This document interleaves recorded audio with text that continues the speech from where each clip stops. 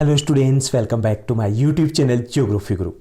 In this episode, we are going to discuss about class 9 science worksheet number 68. आज की इस worksheet में हमारा चैप्टर रहेगा वर्क एंड एनर्जी. लास्ट कुछ वर्कशीट से हम डिस्कस करते आ रहे हैं. This chapter is quite interesting one, जिसमें हम एनर्जी और वर्क के वेरियस फॉर्म्स को डिस्कस करें.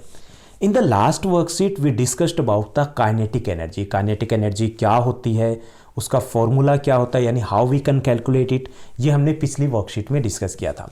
इन today's worksheet we are going to discuss about potential energy. अब ये पोटेंशियल एनर्जी क्या होती है ये हमें समझना है इस वर्कशीट में, और इसको कैलकुलेट कैसे करेंगे ये भी हम समझने वाले हैं इस वर्कशीट में.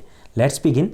As it is visible on your screen, this is our worksheet number 68. our subject science and date 16th of December 2020. We are going to discuss potential energy. सबसे पहले हम पोटेंशियल एनर्जी की ही बात करेंगे कि ये है क्या. It is the energy possessed by anything by virtue of its position और इट्स कॉन्फिगरेशन और द शेप.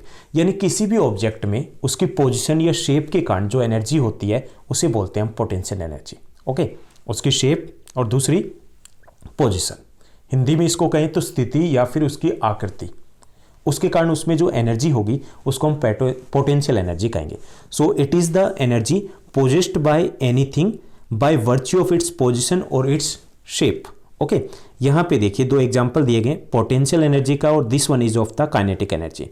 यहाँ पे फर्स्ट में क्या किया गया कि the string of a bow, when we stretch the string of a bow, हमने इस बो यानी धनुष की स्ट्रिंग को, इस डोरी को खींचा तो यहाँ पर पोटेंशियल एनर्जी है.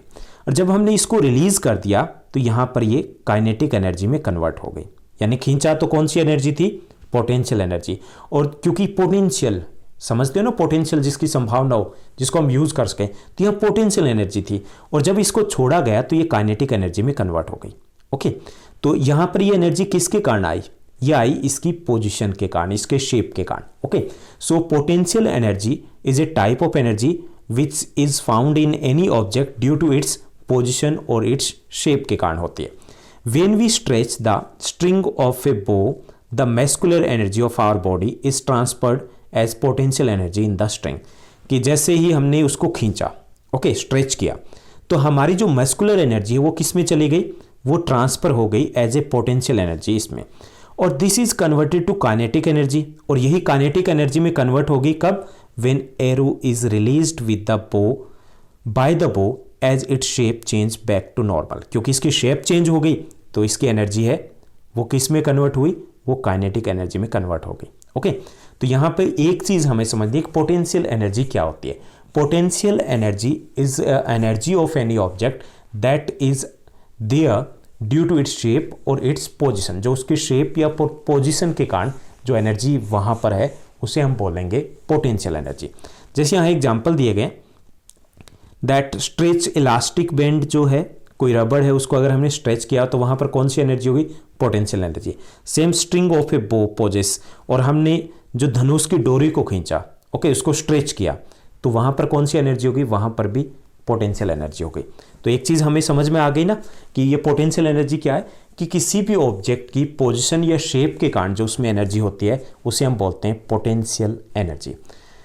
चलिए अब हम थोड़ा सा और समझने की कोशिश करते हैं कि इसको कैलकुलेट कैसे करेंगे, यानी कि इसका फॉर्मूला क्या रहेगा. तो हम ईजी वे से इसको समझने की कोशिश करेंगे कि यहाँ जो फॉर्मूला रहेगा इसको हम रिप्रेजेंट कर सकते हैं पोटेंशियल एनर्जी को ई से. ओके, E मीन्स एनर्जी और P means potential energy. Okay, इसको आप PE भी लिख सकते हो, और इसका फॉर्मूला रहता है mgh. अब इसमें mg और h क्या है ये हमें समझना है कि यहाँ पर जो m दिया गया है ये है mass of the object. Okay, और जो h दिया गया है, h क्या है, h यहाँ पर दिया गया है height from the surface of the earth.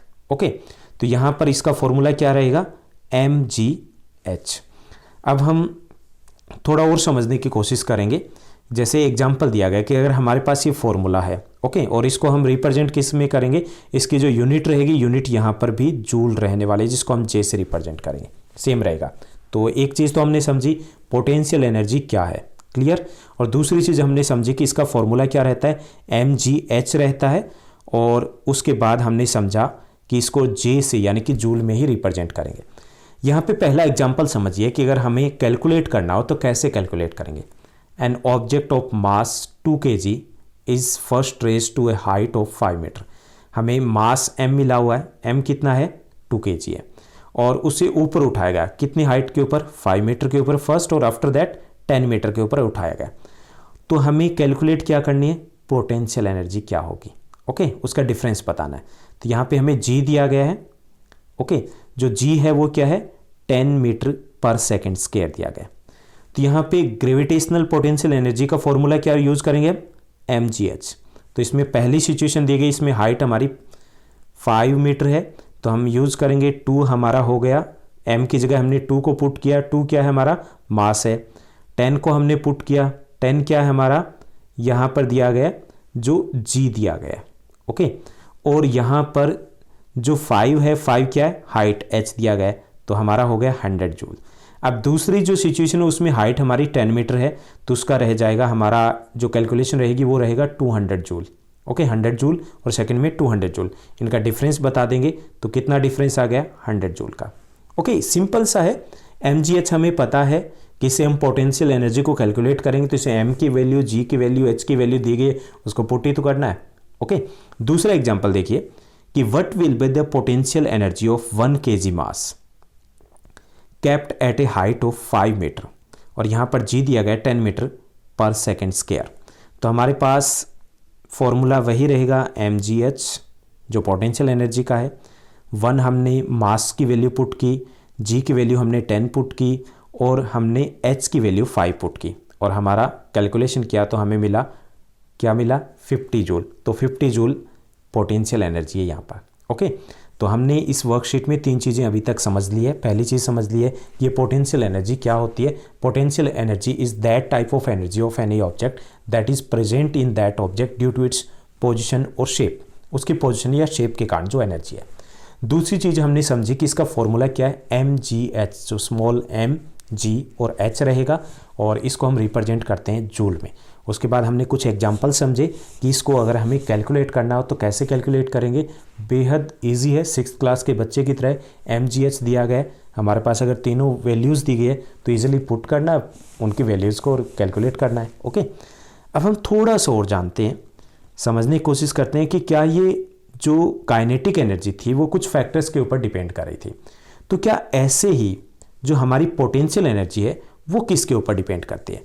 The potential energy of a body depends only on its height above the ground, कि ये केवल हाइट के ऊपर डिपेंड करता है। It doesn't depend on the part taken to reach that height, कि इससे कोई मतलब नहीं कि ये सीधी ऊपर हाइट पे पहुंची है या टेढ़ी मेढ़ी या जिग जैग वे में हाइट पे पहुंचती है, कोई लेना देना नहीं है।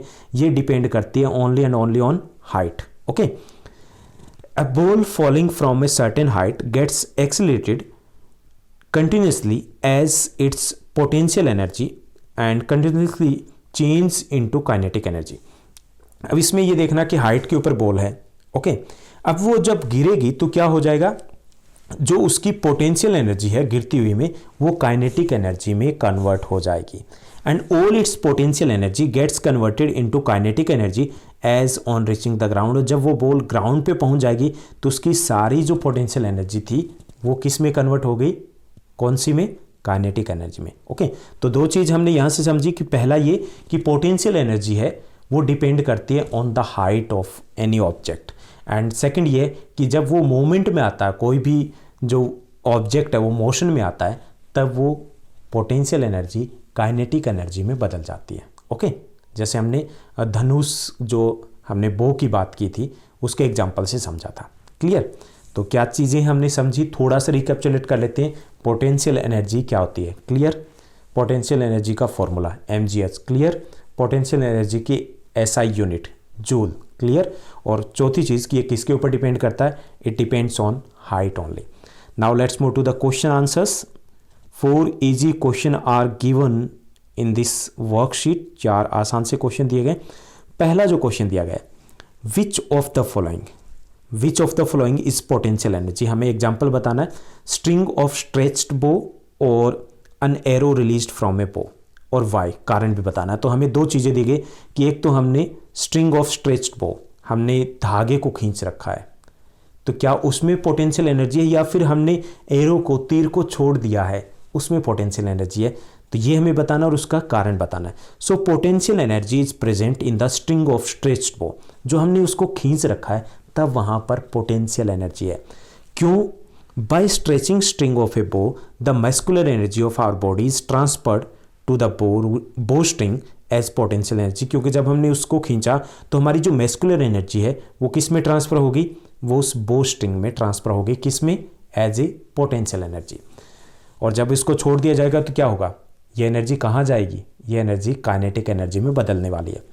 Now let's move to the second question. Second question दिया गया, write the potential energy formula of an object placed at a height h above the ground. कि एक पोटेंशियल एनर्जी का फॉर्मूला हमें यहाँ पर राइट करना है, एक ऑब्जेक्ट जो h हाइट पर रखा गया। तो यहाँ जो पोटेंशियल एनर्जी है उसका फॉर्मूला रहेगा mgh। ओके, यहाँ पे m क्या है? m means the mass of the object, ये भी हमें एक्सप्लेन करना है। g क्या है? ग्रेविटेशनल एक्सलेशन है g। ओके, गुरुत्वीय त्वरण, जब ऊपर की तरफ किसी वस्तु की ग्रेविटेशनल फोर्स होती है तो उसको हम ग्रेविटेशनल एक्सलेशन बोलते हैं। और h यहाँ पर height of the object from the surface of the earth. तो तीन चीजें, m मास है, g क्या? ग्रेविटेशनल एक्सलेशन है, और h है हाइट, कितनी हाइट के ऊपर है। तो ये हो गया पोटेंशियल एनर्जी का formula. Now let's move to the third question. Third question दिया गया, a stone of 5 kg mass. एक स्टोन है, उसका मास दिया गया कितना है? 5 kg। ओके, 5 kg उसका मास दिया गया। Is kept at height of 10 metre. उसकी हाइट दी गई 10 metre. Find its potential energy हमें फाइंड आउट करनी। यहाँ पे g हमें लेना है 10 मीटर पर सेकेंड स्क्वायर। तो हमें तीनों चीज़ मिल गई ना, m दिया गया है, g दिया गया है, h दिया गया है, ये पोटेंशियल एनर्जी का फॉर्मूला है। तो हम इनकी वैल्यू को पुट करेंगे। m जो है मास है वो 5 kg है, 10 यहाँ पे ये क्या रहेगा? g। ओके, ग्रेविटेशनल एक्सलेशन है वो 10 दिया गया है, और 10 ही हाइट दी गई है। तो हमारा आंसर रहेगा 500 joule. Now let's move to next fourth and the last question of this worksheet. Write 3 examples of potential energy possesses by a body. हमें 3 एग्जाम्पल्स देने हैं जो किसी भी ऑब्जेक्ट में पोटेंशियल एनर्जी होती है, जो ऑब्जेक्ट्स हैं उनके एग्जाम्पल देने हैं। तो यहाँ पे फर्स्ट है energy of water collected by building a dam. हमने बांध बना रखा और उसमें जो पानी है वहाँ उस वाटर में कौन सी एनर्जी होगी? पोटेंशियल एनर्जी होगी। सेकेंड है the energy stored in the clock की। जो घड़ी की चाबी होती है उसमें भी पोटेंशियल एनर्जी होती है। थर्ड है स्ट्रेच्ड स्प्रिंग्स एनर्जी। हमने स्प्रिंग को खींच रखा है, उसमें पोटेंशियल एनर्जी है। So that's all in this worksheet. उम्मीद करता हूँ आपके सभी डाउट्स है वो क्लियर हो गए होंगे। हालांकि थोड़ी सी कैलकुलेशन ज़्यादा करनी पड़ी, लेकिन पढ़ा हमने कुछ नहीं इस वर्कशीट में। हमने सिर्फ पोटेंशियल एनर्जी क्या होती है और उसका फॉर्मूला क्या होता है, सिर्फ 2 ही छोटी सी चीज़ें पढ़ी है।